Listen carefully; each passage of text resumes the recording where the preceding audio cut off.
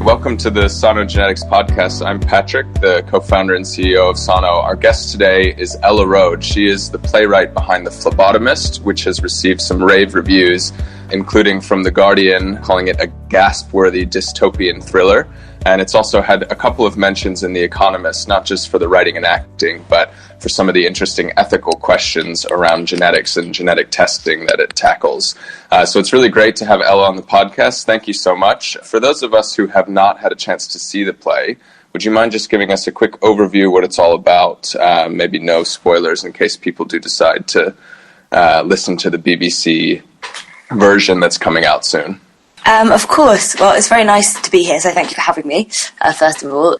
Yes, I can give you a little overview. I'll try not to spoil anything. Great. So the kind of general concept is that the phlebotomist imagines a world where genetic testing and pre-diagnostic testing for disease has become so culturally mainstream that everybody has had a genetic test done.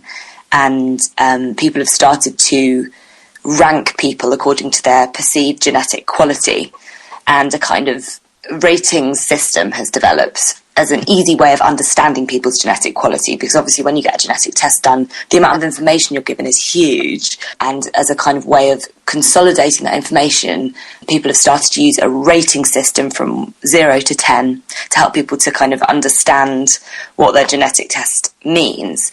But this has kind of gone a bit viral and a bit wrong, I suppose, and people have ended up starting to use that to discriminate against people. So people who are at the lower end of the spectrum would find it very difficult to find work because companies wouldn't want somebody who was likely to take loads of sick days or had a predisposition to lots of different mental health issues. And people who are at the top end of the spectrum find life easy because obviously their life expectancy is longer, and also then got less of a predisposition to various different problems. And so it would be easy for them to get health insurance and just general insurance, mortgages. They might find it easier in the world of dating. And so it's a kind of like broad world of the play. So it's kind of like now with a twist, I suppose. Yeah, that's fascinating.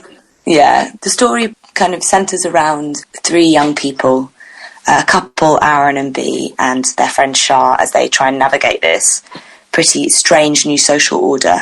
And try to live like meaningful, normal lives within it. But we see increasingly how difficult that is. Try not to give anything away. Yes, absolutely.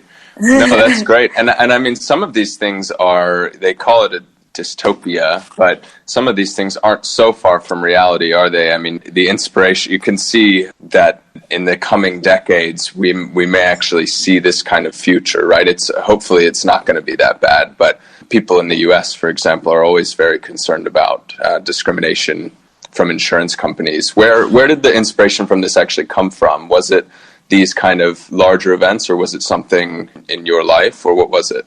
It's a mixture of things, really. I think I've been absorbing a lot of that kind of information about discrimination globally, and had a residual realisation of how difficult it is to live privately in this in nowadays.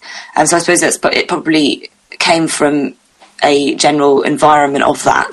But actually, specifically, the reason why I decided to write about this was because I found out that it was possible. So I didn't actually know that you could test for diseases like this until probably about 5 years ago, maybe 6 years ago now. And the reason why I knew about it was because somebody that I was dating when I was at university was a bioengineer.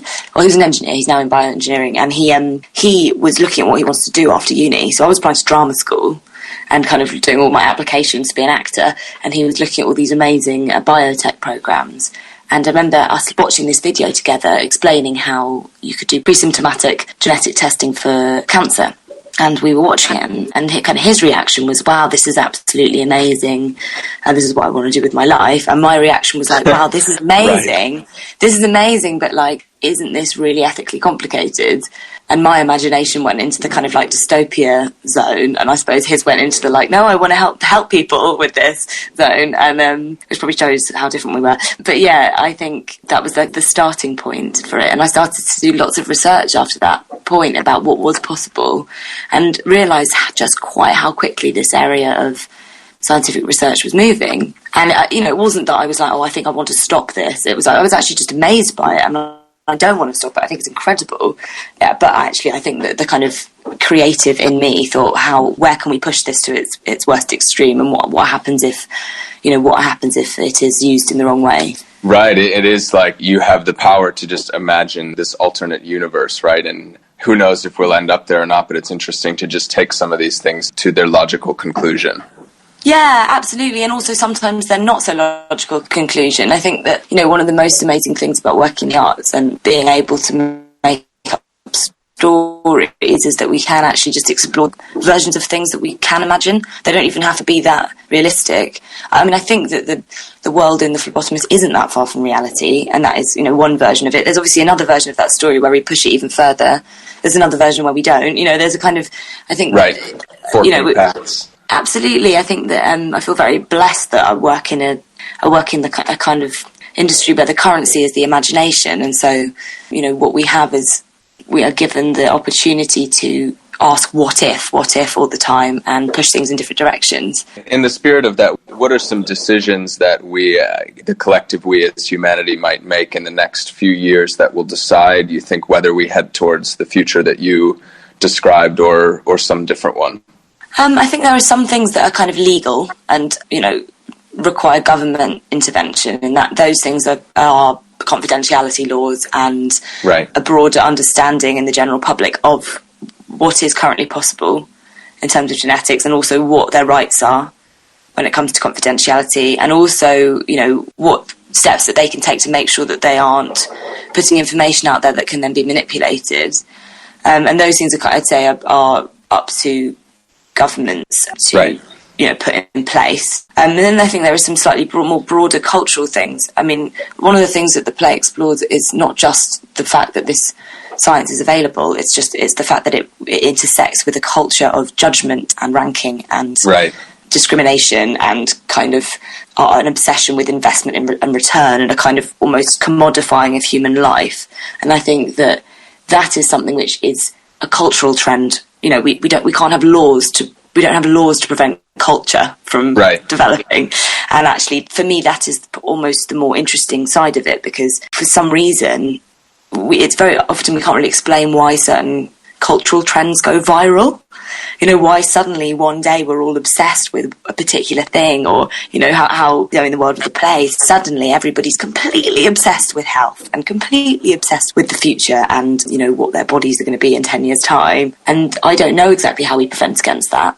That makes sense. And yeah. We do see these patterns when we look at social media in the last 10 years. There's been an incredible shift in how we rank ourselves against the world around us, right? So it's not so far-fetched to imagine that health might move that direction. Absolutely. And even so, I've got younger siblings, half-siblings and step-siblings. So they've grown up with social media much more prevalent, and watching the way that they think about themselves and the way that they interact with their peers through social media, and this culture of liking and ranking and followers and a kind of quantifying of social worth. I mean, I imagine that's probably subliminally fed its way into the play. The fact that I've been watching them battle that, and I think that things do just take off, don't they? Yes, they do. Yeah, and I think it would be really wrong for government to come in and say, no, we cannot use social media. No, there will be no more, ranking of photos, because that would right. be ridiculous. But actually, it's very difficult to know how we contain that. No, that makes sense. In the play, you go into not just predisposition to illness, but also personality traits and those sorts of things. Did you know before you set off on this journey about some of the science behind genetic testing, and that you actually could predict personality traits and these sorts of things, or was that a moment of kind of going down the rabbit hole for you and realizing all these things one after another? Yeah, it was definitely a rabbit hole moment, because I started off knowing that about cancer, different right. types of cancers that you could test for, and then I kind of started to do a bit more reading and realised that there were other things too, and then started to look at all the other traits that were being mapped. And the more I dug, the more I found. And I think what was amazing for me was realising quite how quickly the research was moving. So actually every week there seemed to be more stuff that people were right. understanding. I mean, that is what's incredible about science, isn't it? It's just like everybody's constantly building all the time. It's so alive. Have you followed the gene editing scandals in the news, or else very recently there's a company in the US that said they were going to start helping people test embryos for intelligence. Have you followed either of those stories? I haven't followed that story, but I definitely would like to. Yeah, so there's a company in the US. A lot of scientists obviously have been speaking out against it, but they're suggesting that they can do some kind of screening using something called a polygenic risk score to measure intelligence, and that it could be applied to embryos for a screening process. And it sounds like something that would fit right into your story. Yeah. Well, I'm not surprised, really. I mean, I think, if you can screen, if we know that these things are contained within our genes, and you can screen for disease in embryos, then obviously you can screen for that too.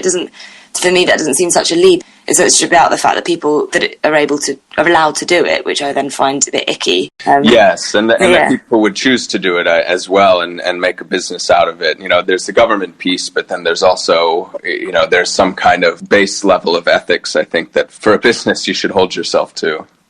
Yeah, I think so.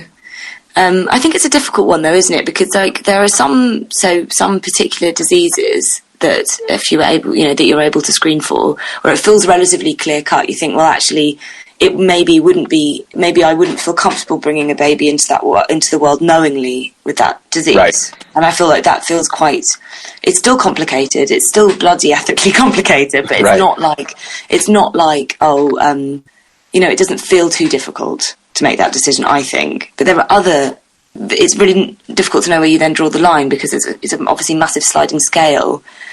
And then actually when you get to something like intelligence, you think, well, actually, do I have the right to play God in this instance? And should we really be should we really be designing our children like that?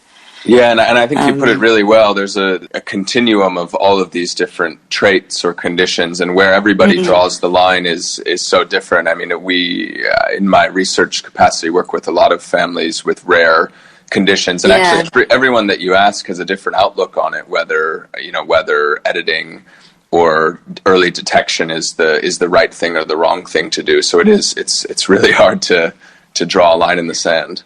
Absolutely. And actually, when we were doing the run of the play, the original run of the play about a year ago, I do quite a lot of support work with young people and adults with different disabilities, and who need do kind of support work. And I went away to do a weekend of that during the run of the play last time, and I had this real realisation when I was there, having a lovely weekend. We took them on a camping trip, and I was like, none of these people would exist in the world of the play, because they would have been screened out. Actually some of them would, obviously because of anomalies and everything, but actually I found it so depressing and so sad thinking that actually these wonderful humans that I was spending the weekend with would not exist in this world where everybody is able to choose, and that felt very sad to me. Yeah, and also this idea that you kind of reduce it all to a single number. I thought that was really fascinating to me, that actually it's an incredibly complicated set of characteristics or traits, but at the end of the day, it just spits out a number that is, in a way, kind of a measure of your worth, right? Yeah, absolutely. And I feel like that is, where that came from is this kind of everybody having a rating on every app kind of thing. Actually, we seem to reduce ourselves to these numbers all the time, but actually reducing yourself as a your kind of social worth to a number feels like another step. Yeah, well, you mentioned dating apps and those sorts of things earlier, and actually a lot of people have suggested that genetics should, and I think there are actually some that already exist, we can look it up afterwards, but dating apps that purport to use your genetic data to determine who they're going to match you with. I think the science really, in most cases, unless it's a recessive disease, doesn't really work for that. But they seem to think that you can do some kind of complicated matching, and you actually pick who's going to meet each other based on their genetics, which that seems really kind of crazy and bizarre to me as well. But it makes you think about, what if someone that you fell in love with, actually the algorithm decided in an alternate universe that you weren't compatible with and you never got matched with one another, for example. Yeah, I think I find it fascinating. I find it slightly scary, but I also find it slightly hilarious, just because I feel like, if you even look at the oldest literature from, the Greeks, right? Or Chaucer, Right. like everybody's been trying to understand love since the beginning of time. It's probably the most discussed thing in any art, is people trying to create an algorithm for love. Right. And this is just another version of that. It's just like, we've got more information about ourselves and about the world now than we have ever had. And so people are trying to use, that app as an example, I think, of people trying to quantify the unquantifiable. I'm not saying that there aren't loads and loads of scientific things at play when people fall in love with each other, because it is a chemical thing. At the end of the day. Loads and loads of stats to support that. I don't think it's random by any means, but I do think it is. It seems slightly crazy to me that people are using genes as a matchmaking thing. Though, I don't know the science behind it. I'm sure there is quite a lot of genetic stuff at play as well. Yeah, I think where some people have, and again, it's this question of where do you draw the line, but where it's been, according to some people, successful is if there's a risk of a severe condition, and you can at least counsel the couple to let them know that if it's a recessive disease, maybe there's a 25% chance, and then you have information to do something. But it's just as you said earlier, there's this line in between of most things are not black and white. Most things are in the middle, and who decides and how do we decide, I think, is really the hard question. Yeah, absolutely. Yeah, and I think, the reason why I wrote about it was because I find it complicated, and because I don't think it's black and white, and I don't think there's an easy answer. Not because I think that I have an answer to any of it, if you know what I mean. I think, the most interesting things to write about, to interrogate, are the complicated things like this, where it really isn't clear what's right and what's wrong. And, yeah, I think that there are certain circumstances where it's super, super useful to know what you're in for, or to know if you're a carrier of something, and if it's going to affect your reproduction or whatever. That stuff feels really important, but actually it's all the other stuff. And I'm sure everyone in the audience and all of the actors probably leave with more questions than answers at the end, right? There are moments where you think I never really thought about it that way. Yeah. And everybody experiences that a little bit differently. Mm. Yeah, I think that I actually had a moment when we first went into rehearsals for the play when I thought, oh gosh, I've created a really negative thing here, right? Right. And that's not really what I set out to do. What I set out to do was to start a conversation and was to interrogate something and start a debate. And what I've actually ended up with is a dystopia, more or less. And now I'm not so bothered by it, but I actually think that I really hope that people do come out with questions, and they come out and they go and do a bit of research and a bit of reading, and they make their own mind up about how they feel about it. Yeah, it's not supposed to be an anti-genetics show. It's supposed to be let's interrogate where our cultural trends intersect with the science that's going on right now. It's often not as interesting if you try to caveat everything and consider every point. There's a real place for actually just taking, for the sake of argument, a slightly extreme view on it and just asking the question, what do we learn from this? Mm-hmm, absolutely. I personally really I'm a big fan of dystopias. I find them interesting. So are you a dystopia fan, or is this because this is the first kind of major show you've had, is that right? Is it going to be all dystopias from here on out, or? Yeah, I don't know. Well, this is actually my first play, so it's the first play that I wrote. Really? That's amazing. Yeah. Thanks. Well, I trained as an actor. I did an English degree, and then I trained as an actor, and then when I was kind of waiting around for acting work, I ended up writing this play, and then now I'm mainly writing. But the other stuff that I'm working on is a mixture. I think there aren't really dystopias in there on my slate at the moment, but they are. Quite a lot of them use current science as a starting point, or at least some kind of scientific question. So one of the projects I'm working on, actually I've been working on for a little while, and it's suddenly become a lot more, felt a lot more present, is female gender testing in sport. Absolutely, with the Caster Semenya story. Absolutely, yeah. So I've been kind of cooking up a project on that for about a year and a half, and now that's all kind of come to the fore, and that's been interesting and slightly devastating seeing that play out in the media. What are your thoughts on that? Ultimately, I think it's really sad. I was really, really disappointed by the ruling. I feel that, oh gosh, I could have a whole other podcast about it. I feel that the way that we kind of the way that she has been treated is awful, kind of first of all, but also this kind of need to categorise people is very, very complicated. I think that that these arbitrary lines that we draw in the sand, I actually think the way that she's been treated is very unscientific. Yeah, ironically, we're using science to try to categorise humanity, but actually the way that this has been dealt with is the least scientific thing I've ever seen in my life. So, but maybe that's a conversation for another day. Well, it probably is. I mean, and just her personal story. It's not like it's an isolated event. I mean, her entire life has been having to deal with these challenges, and I mean, I think it's just on a single human being level. It's really hard. It's just hard to hear these and then hear the outcome that it was. Absolutely. I also think this changing of the goalposts over the last year has been really difficult as well. I mean, her being told that she's allowed to compete and then they're changing the amount of testosterone you're allowed in your system. It's like basically just being messed around by the authorities. And I really understand, again, it's another issue which is very complicated and it's not, it's not straightforward, and which is probably why I want to write about it.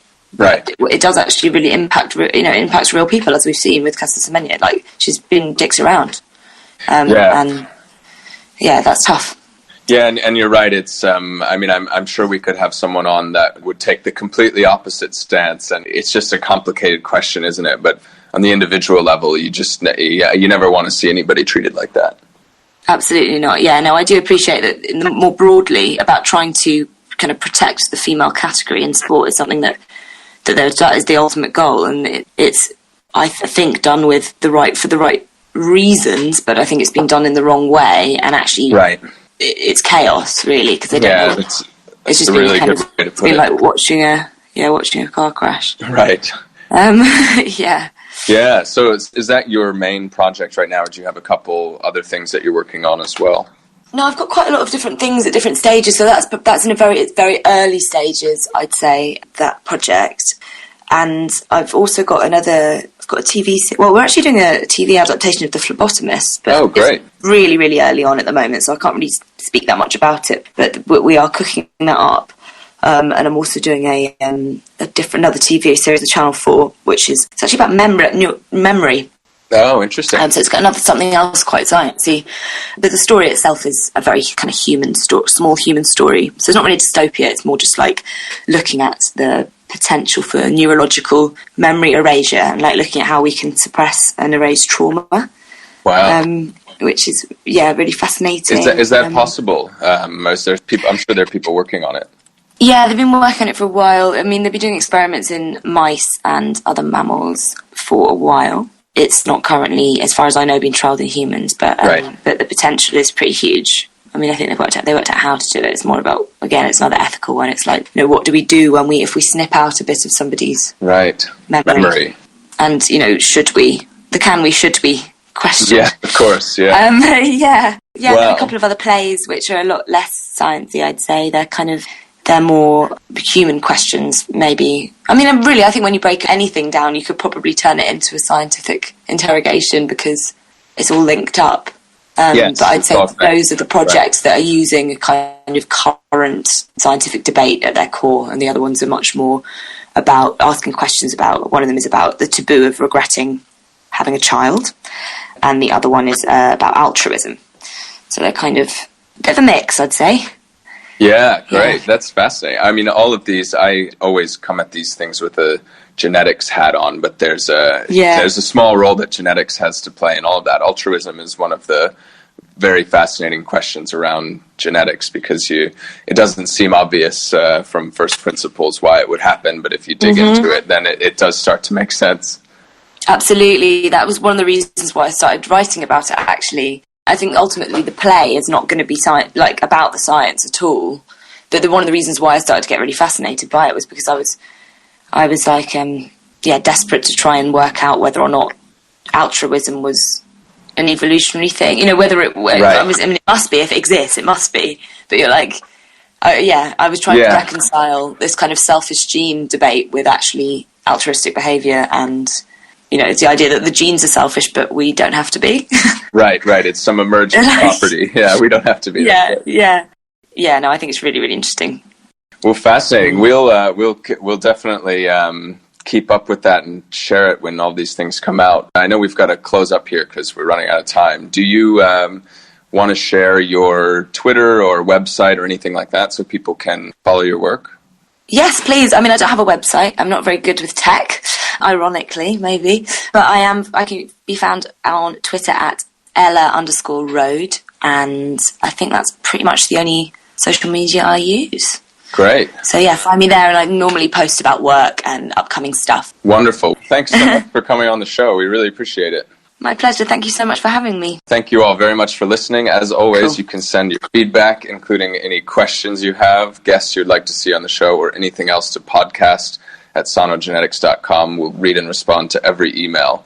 If you would like to get in touch with Ella or follow her work, she has given her Twitter out. If you like the podcast, we'd love if you could share it with a friend or leave us a review on iTunes. And then finally, feel free to visit our website, sonogenetics.com, to learn more about some of the research projects we're working on and some of these interesting topics we discussed today through the blog, or to find a link to the podcast.